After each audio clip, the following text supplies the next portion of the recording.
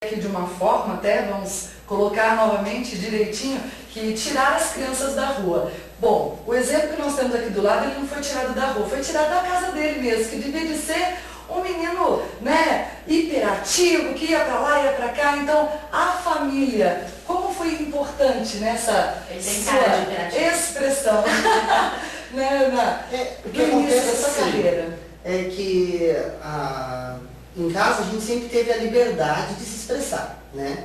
Obviamente, se a gente se expressasse mal em um momento indevido, a gente também era repreendido com a altura da nossa ousadia, né? Só que acontece, o diálogo era aberto, né?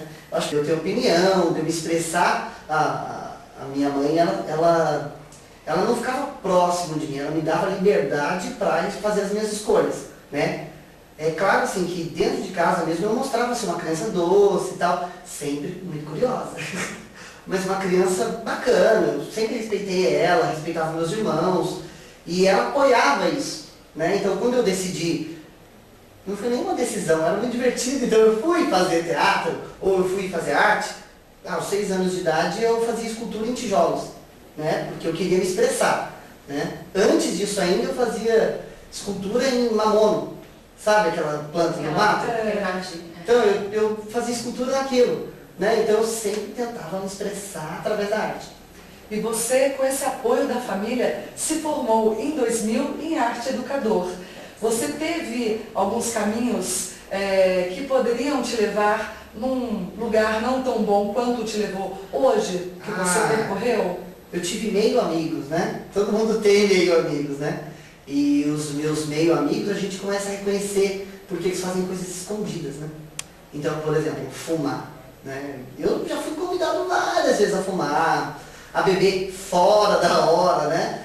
Então, assim, quando eu começava a perceber que eles estavam fazendo alguma coisa que eu não podia divulgar, né? Que eu não podia me orgulhar daquilo, eu falava, puxa, acho que não é bem, meu amigo. Na verdade, você tinha um bom senso, né? Você já tinha esse medidor dentro de você.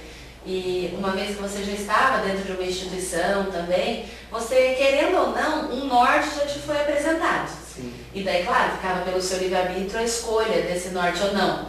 Né? E como você já tinha essa aptidão desde criança, vendo esculturas em tijolos, imagine.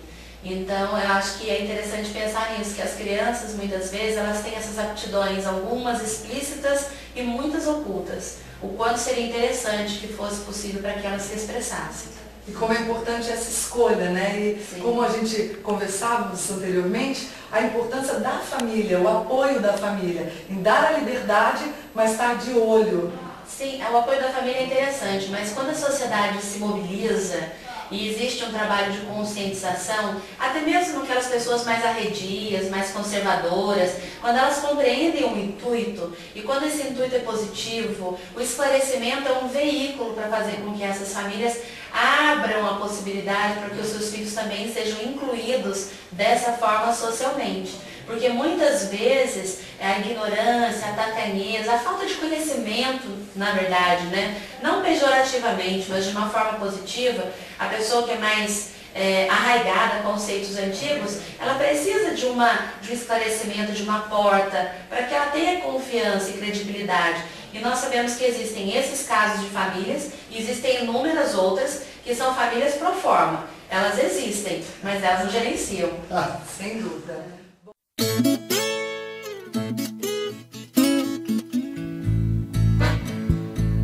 A saudade é uma estrada longa que começa e não tem mais fim. Suas léguas dão volta ao mundo, mas não voltam